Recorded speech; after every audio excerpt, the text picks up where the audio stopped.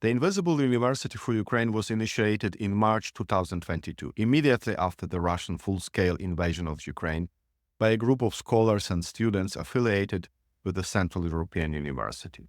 It was an attempt to open the safe, productive, and stimulating academic space of the Central European University to Ukrainian students and scholars. But we would not be able to continue it beyond a semester if we could not rely on benevolent involvement of hundreds of colleagues from many university centers in Europe, North America, and beyond. I think the main experience of the Invisible University for Ukraine is the understanding that the academic project can strengthen resilience against the damage, against the shock of this unprecedented war. Through this project, we learned that intellectually reflexive pluralism is a very efficient instrument to resist this shock. Hard times are the best times for action, wrote one of our students in his feedback, and it's amazing what this cohort of students can accomplish.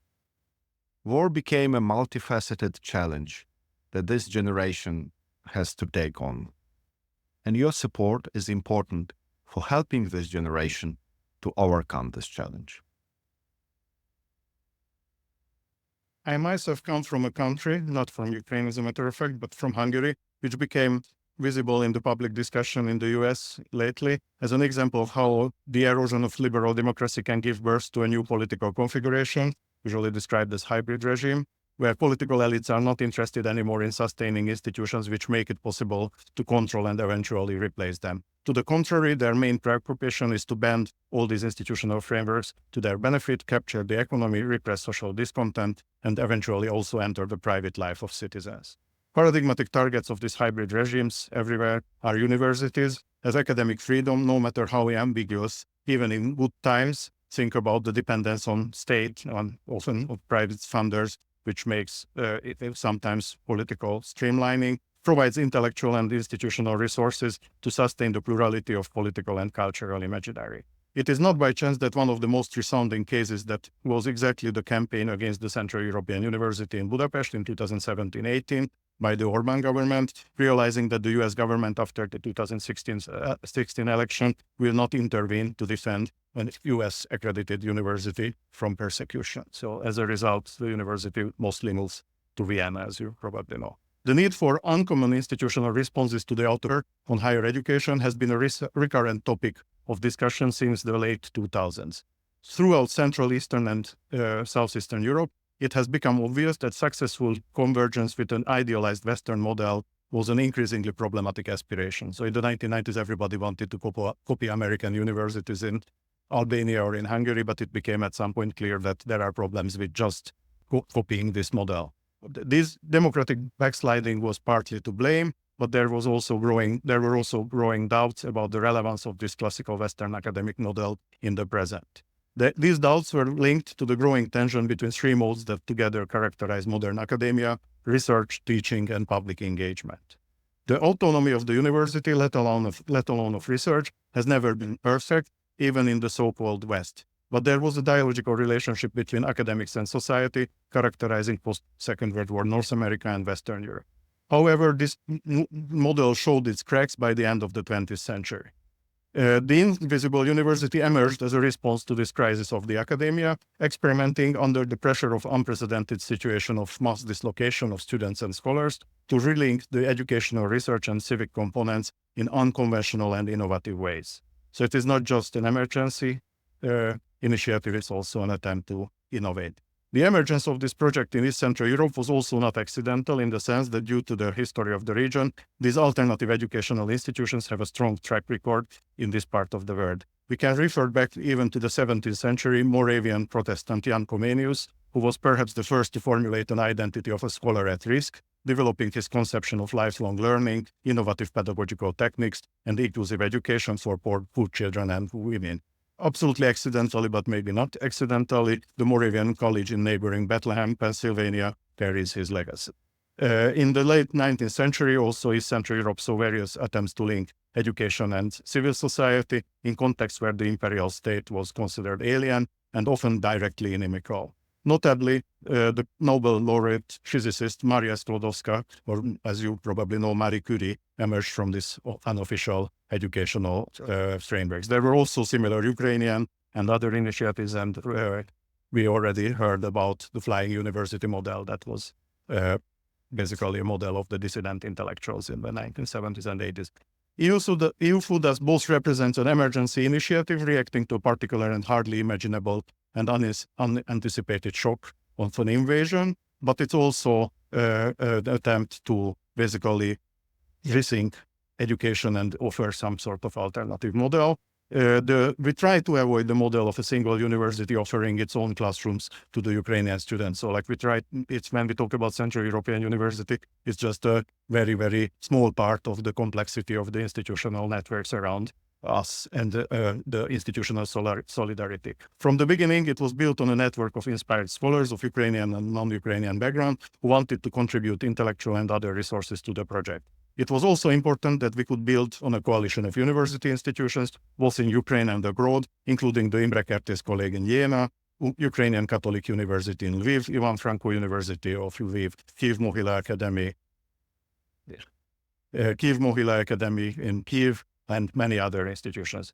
This model of study was very inclusive from the very beginning. Many virtual classrooms were structured around the logic of panel discussion or workshop with 2 or even 3 invited guests. So you shouldn't imagine this in the traditional way that there is one professor and then students in the classroom. This is a very, very dialogical, very, very inclusive logic. It allows students to be directly involved into the discussion and to address and rethink the existing conceptual frameworks and paradigms based on their unique experience. It also demonstrated the power and importance of intellectual pluralism in addressing complicated issues. The most initially triggering issues, such as language practices and policies in Ukraine, or conflicting varieties of Ukrainian nationalism, turned into keys to better understand Ukrainian society and its historical legacies. They also opened gates to rethink things beyond Ukraine.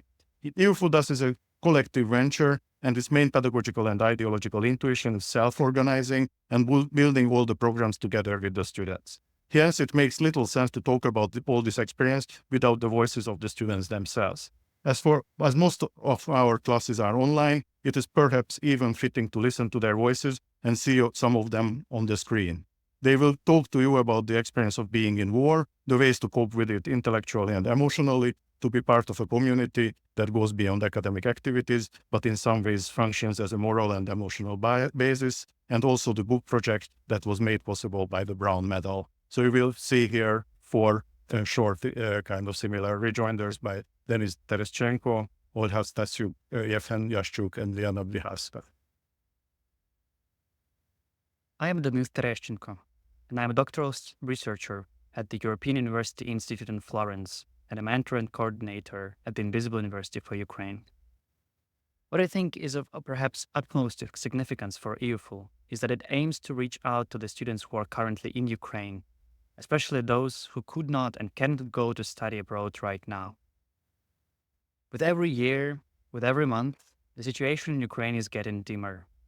Despite the promised American military support and European integration, the front line is receding, the prices are rising, and the situation with energy supply promises to be extremely risky this winter, which might leave people without heating and electricity during the coldest months. Many educators, as well as students, have left the country. While EUFU cannot stop the war or direct huge funds to support Ukraine's critical infrastructure, what we can is help students and young scholars in Ukraine with what we have skills and resources to do, by offering education that is relevant for those who in the midst of the war, and thus by providing for students venues and opportunities to meet and continue thinking during wartime, but also about World War time. One particular thing that is important to me is that we let people in Ukraine know that they are not forgotten nor forlorn, and that despite the dire situation in which this war is going, there is always place for hope, solidarity, but also real help. I think that Brown Democracy Medal for EUFU is a tribute and recognition that people in Ukraine and students in Ukraine are not forgotten and not left on their own, under the open sky. The way the world is functioning now is increasingly fragile, as the erupting wars and conflicts around the globe unfortunately illustrate. To reach peace, Ukraine needs more support, and not less. Otherwise, we'll be doomed to remain one of the world's open wheels. Hi, my name is Ola Stasuk. I am a PhD student at Central European University and a coordinator of Invisible University for Ukraine. I'm deeply grateful for the Democracy Medal, which recognizes the effort of my colleagues and celebrates what we have been doing for the past 3 years. I do believe that Invisible University is a new model of teaching and learning and responding to crisis. My job here is to work closely with Ukrainian students. I speak to them every day. I listen to their needs, and they're amazing. They live through the most difficult events of their lives, and still they are eager to learn, to do the research, to produce knowledge. They want to become something more not after the war, but here and now in the midst of danger. When we respond to their needs, and when we respond to these gaps that were created in their education, I think we give them the opportunity of post-traumatic growth. And there's a great investment because they're already working hard to shape new Ukrainian society and influence what's going on.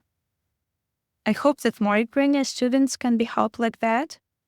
And I also hope that more programs like Invisible University will appear all across the globe. We need to support our young generations in danger and give them the future that they deserve. Thank you.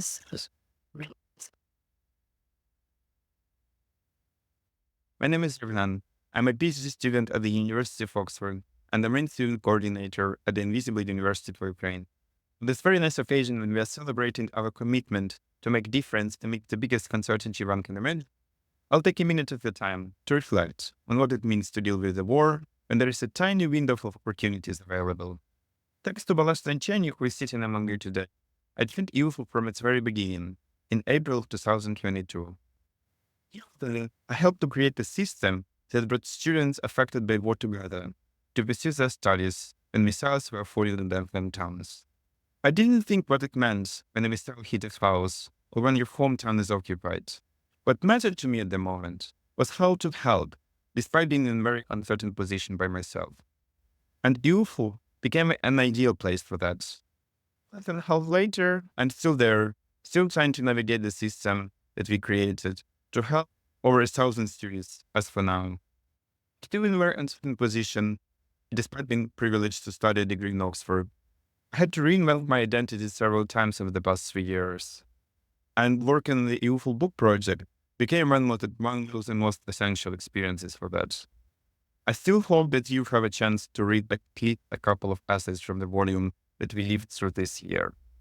But there are also those who do not have chances to join things, because the war is turning the soil under their feet into the swamp that may suck the entire country.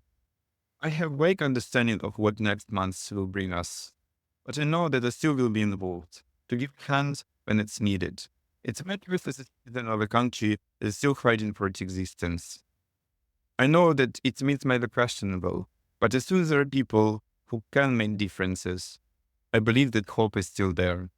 On that note, I'd only ask you to help us with that effort and make sure that this time next year, we will still have a more democracy preserved. In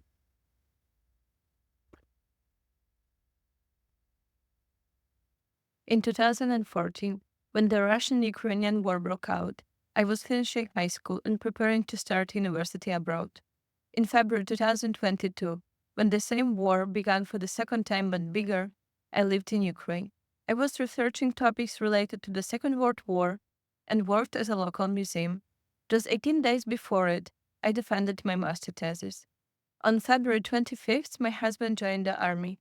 I was 24 when I realized that I no longer see myself in academia. Being a historian felt all meaningless and hopeless. Everything was happening again and again. But later, I met the Invisible University for Ukraine project and realized what this initiative does.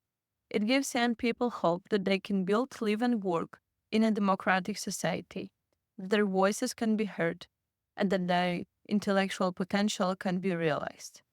When I received news about the award and an offer to contribute to this book, I felt skeptical. I still have a file on my laptop in which I wrote down explaining why I didn't want to write this essay. Here are a few lines from it. In war, you do grow up faster. One day, suddenly, it becomes hard to distinguish the truth. Then you start to feel the physical weight of your thoughts. They paralyze you because they can't stop. Every day spinning faster, new and old one mixed. One professor once said, it's good to doubt. It would make me a good historian. Thank you. I remember a feeling of irony when doubting every second of your life drives you mad. Thinking it's one of the most beautiful things here and now. Thinking during the war. Is it a privilege or a burden? I am a 26 years old PhD student in history, ready to research concentration camp and sift through archives, filled with denunciations written by ordinary people like me and you. But also I want to live and love. Is that so much to ask? I don't want my life to become the subject of my research. I don't want to write about this ongoing war or about democracy in it. But you want to read it. So please, sit back and enjoy. In the end, I have only one thing that I want to say. Please remember about the power of choice. The Second World War showed us what hatred, populism, and inaction can do, what deportations, mass murders, and totalitarianism are. I'm 26 and I want my peers to stop being killed. I want to discuss their works with them, not going into libraries and institutions named after them in memoriam. Thank you.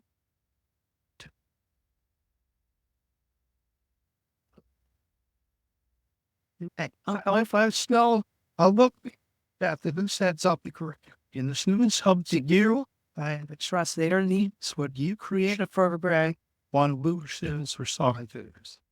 It's absolutely dialogical, yeah. So basically we are trying to collect always interested academic people who are kind of offering ideas of what they would be interested in teaching.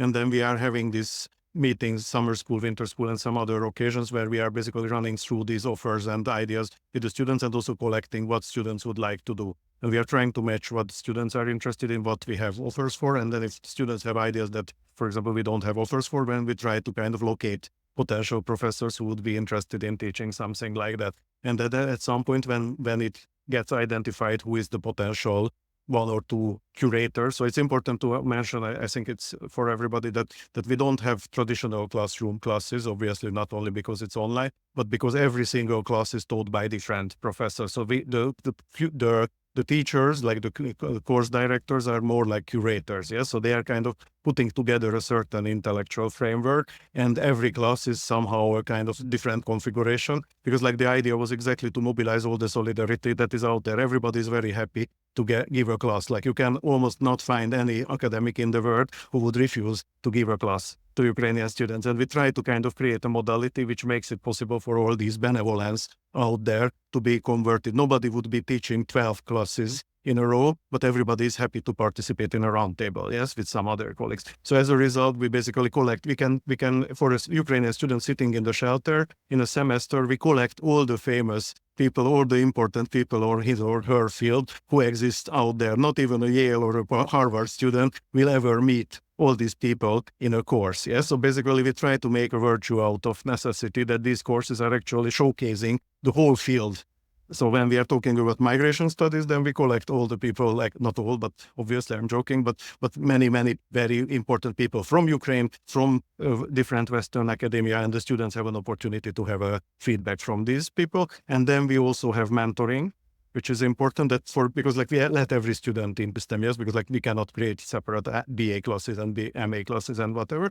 But then the idea is that everybody can participate. Of course, different students might have different capacity to be active participants. And for those who want to get deeper feedback, PhD students from different institutions, originally from CU, but now from everywhere else, people offer their own time and they spend mentoring. So like basically this Oxbridge style one-to-one or small group mentoring with the students who are interested in getting extra knowledge, extra readings, extra references, and then they can also do their own project with these mentors, so they can write their own research paper and get feedback for it. So basically it becomes a kind of multi-layered framework. And in the winter school and summer school, we bring always topical. So like this winter school I mentioned was, for example, state of emergency, and we brought people from New York to Kyiv different scholars who are interested in democracy and state of emergency and what democracy means in a war situation. And the students have an opportunity once again to have individual consultations, roundtables. Students organize the roundtables, so it's not the professors organize the roundtables, but the students collect the professors, they moderate the discussion. So it's very, very, very, I mean, we don't really have traditional roles of professor and student. It's basically some sort of dialogue all the time. Would Willie maybe add about the new adjustment to the group that was the Invisible Graduate School that was created this semester, and which I also have the honor and the role to coordinate. And what we realized is that there were a lot of students. So as Balázs mentioned, we combined BA and graduate students and also the postgraduate students. And what we realized is that there are a lot of students in need to engage in a deeper research that the normal Invisible University program and scholarships might not allow, for example. So we decided to create a different platform for them. So it was quite competitive. So I think around 50 students applied, and we chose about 27 or 30 of them to whom we gave scholarships. And they're for this semester and part of the next semester, they're writing the scholarship that is either applicable to their PhD work. So it is either a chapter for their PhD research, or they want to get into a PhD position, or they're trying to write a book chapter or publish an article. And so for that, we also try to find people in the academia who might be the most applicable to them. So we have social sciences, culture, literature studies there. And for the literature people and like urban studies, we try to find people both in Ukraine and also in Europe who can come to the one-on-one mentoring sessions and navigate them and maybe give them advices for the readings as well. So it's more like a new adjustment to the program as well.